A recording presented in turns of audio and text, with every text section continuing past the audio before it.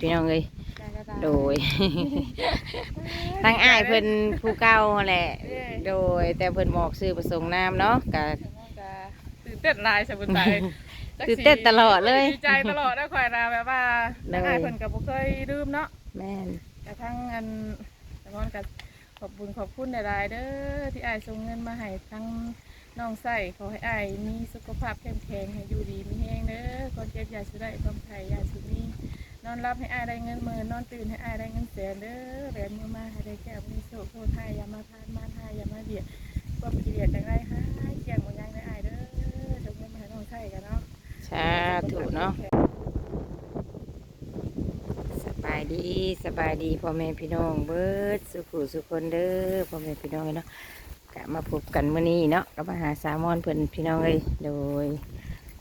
กะทางอ้ายเพิ่นพุ่นละเนาะคุณยายใจดีอยู่ฝั่งไทยเพิ่นก็ส่งเงินมาให้สามอนเป็นสะพานบุญในเพิ่นพี่น้องเอ้ย2,000 บาทเพิ่นว่าเนาะว้าโธ่หมอกม่วงพี่น้องอุ้ยแต่ว่านี่บ่รกปานใดได้นี่เนาะหล่นเนาะเฮ็ดหยังเด้ดิป้าบุ่มลืมอยู่สบายดีโอ้ยพยานสินจะรุดเด้ ลมพัดให้นะพี่ โดยป้าพี่น้องมะม่วงไข่ได้นี่เนาะ แม่ คุณอะหล่นเสียดายเด้ ปีนั้นไม่ได้เป็นพิการนี่นะ น้องนี่บ่ครูปีบ่สะนี่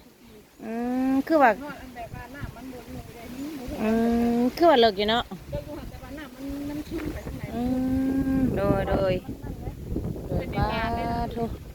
เป็นจังไดน่ะอยู่ดีมีแฮงอยู่บ่ได้พ่อกันโดนล่ะ ก็มาบันไดมันอยู่ดีพี่แห้งบันได เป็นจังได ข่อยไปเจ็บแขวได้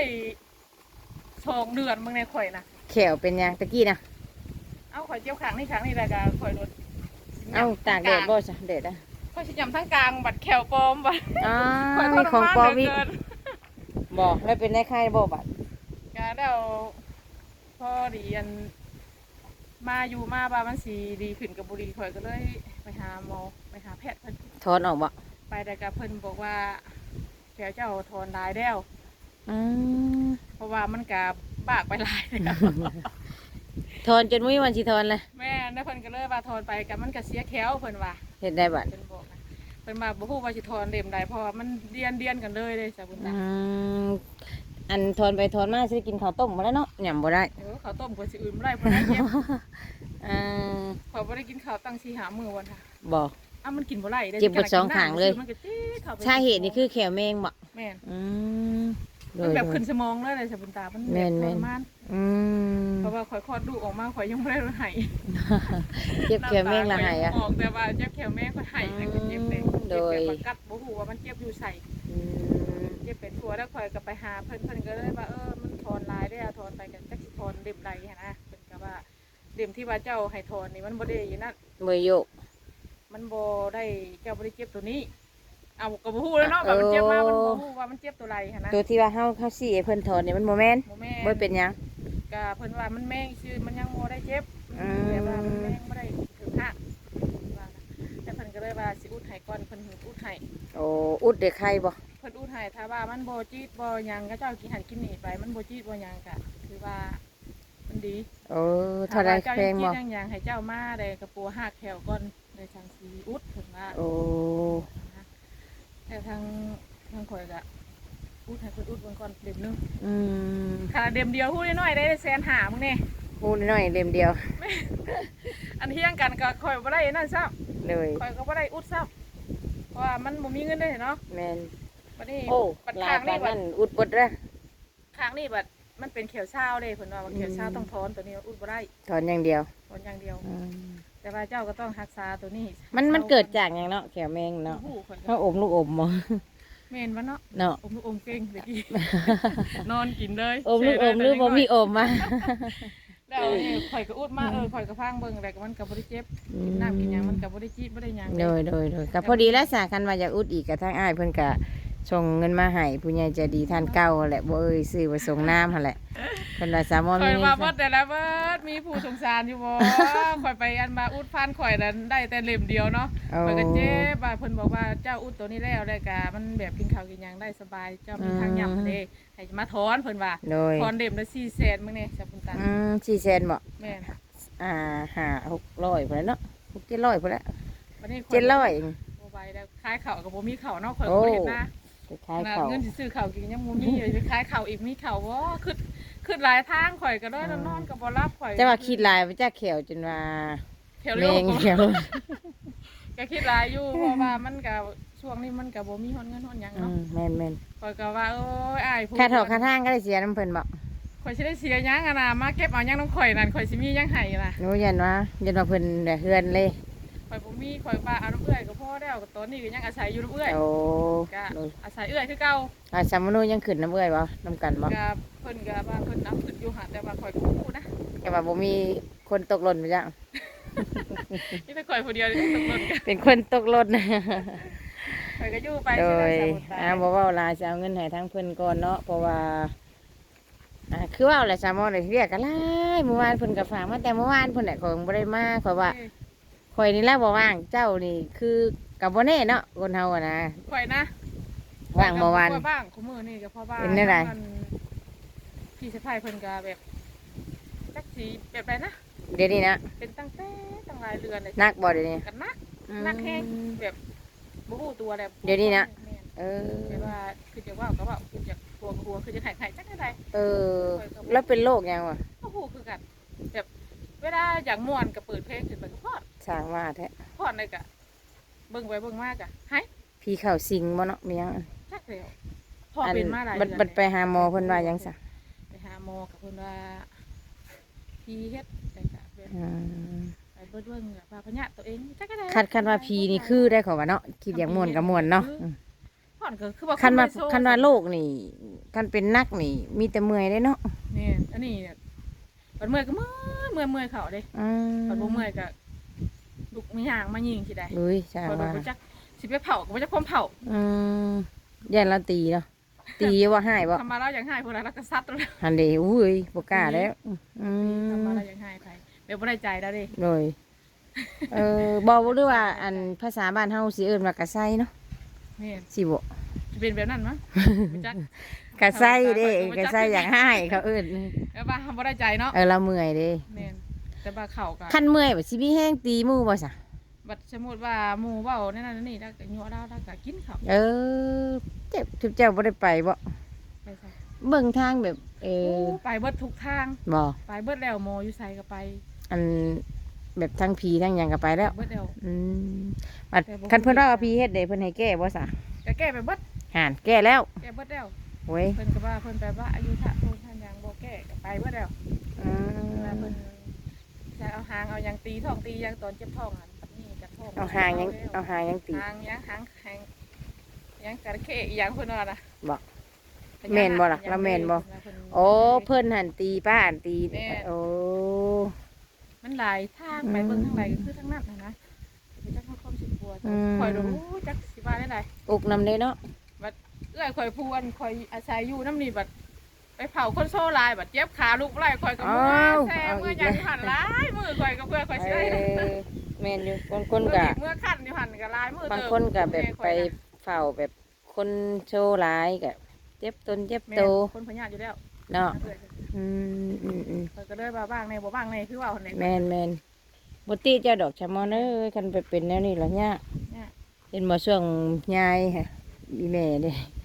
กะ ดีขึ้นได้ไหม กะไข้ได้นั่งได้แล้วบัดนี้ บัดไข้เดียวมาล่มแล้วบัดนี้ เอ้า ล่มแล้วบัดไข้อีกแล้วบัดไข้แน่บัดยังได้อีกแล้ว ดี บ่เป็นไรคนเฒ่าเนาะ นี่ข่อยก็ปวดพันในเนาะข่อยก็ไปนอนเผาคนโชว์คนยังข่อยก็ปวดพันของข่อยนะ เขาก็ได้ยินข้าเจ้าเว่าอยู่ท่านได้เยี่ยมเพิ่นดอกป้าเจ้าหันก็ได้ยินว่าคิดอยากให้ก็ให้ไผก็ว่า ว่าเราอยากให้ลูกก็ต้องแบบลูกก็จนย่านนะว่าแล้วก็เป็นเหตุ ตาลูกบ่ตาลูกบ่หันดิ ใส่ได้ก็แบบลูกก็จนย่านลูกภูเผากันเลย ขันเจ้าเมื่อสิเมื่อน้ำอยู่พอได้อันว่า เอาเจ้าเป็นตัวประกัน ตีเดียวป้าตั้งแต่ ตีเจ้าก่อน เลยเพื่อนได้มาคุยกันกันสิแหละพี่น้องเอ้ยมาเห็นกันแล้วก็เพื่อสิ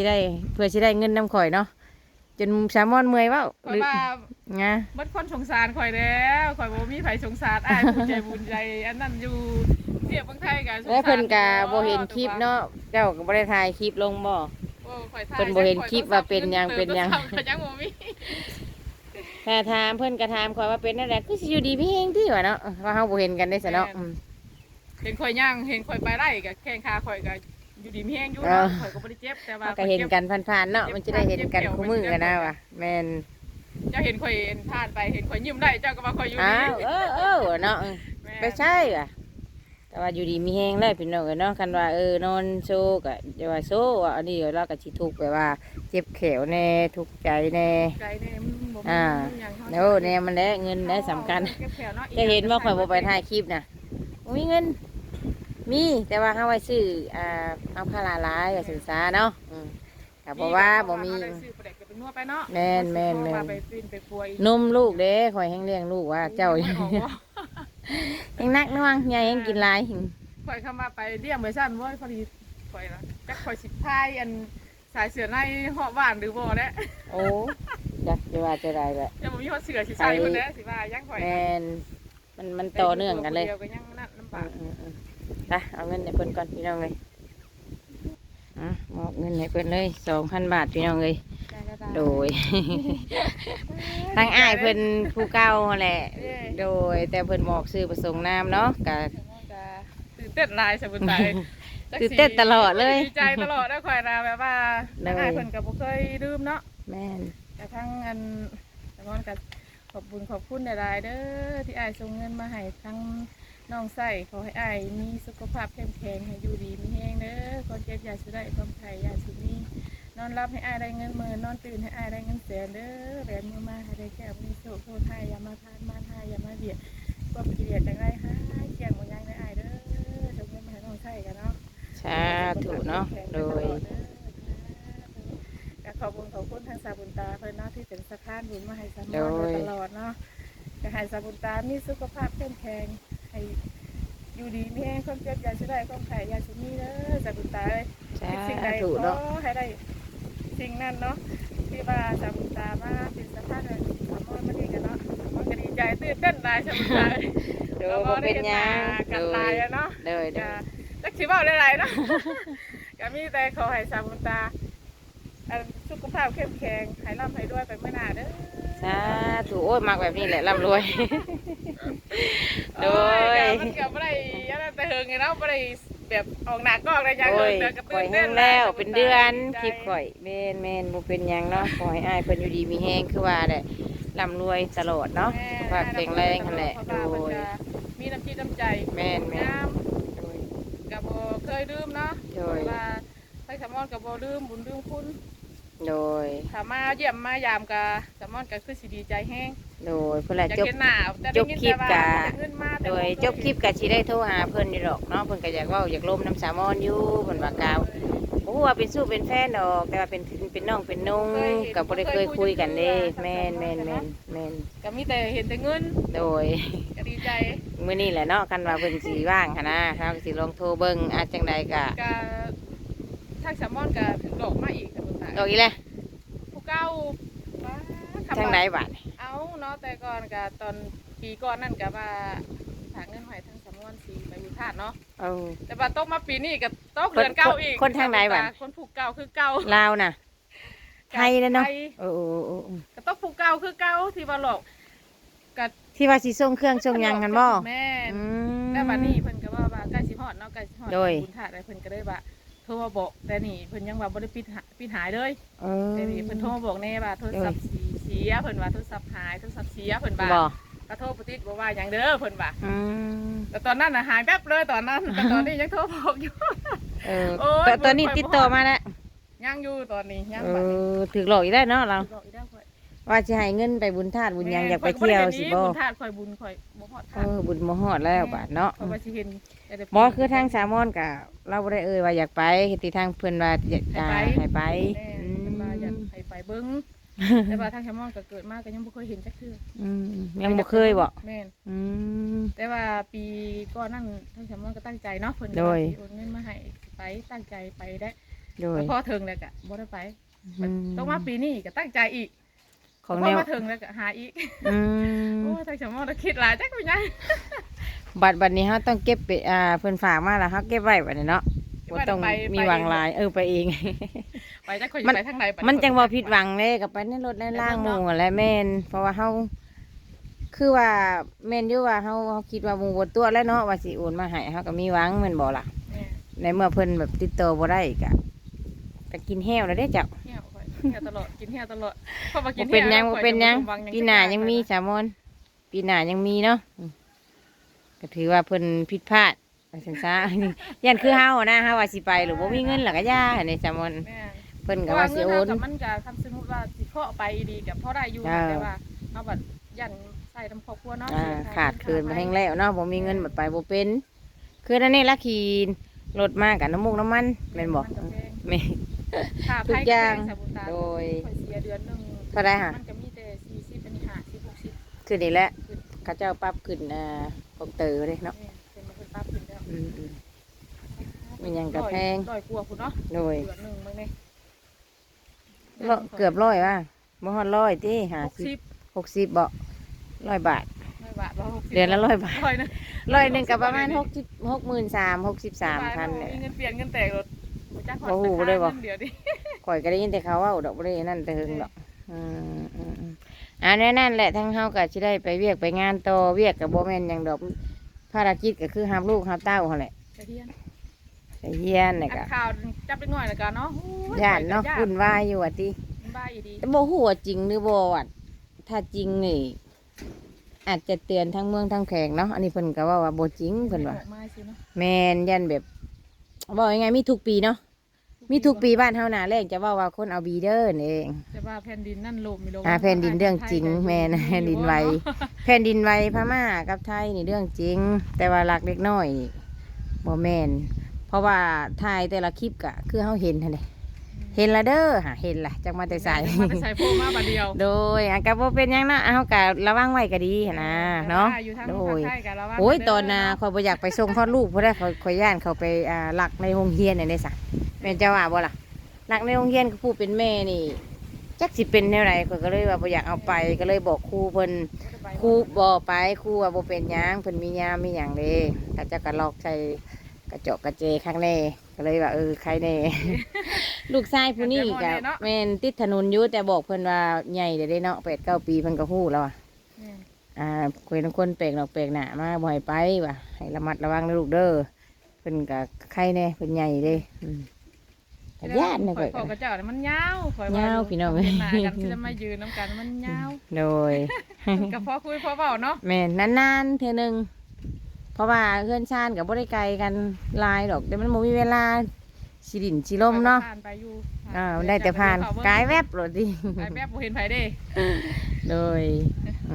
โอเคพี่น้องเอ้ยสิได้จบคลิปพร้อมๆกับสามอนเลยเนาะ โดยสบายดีสามอนโดย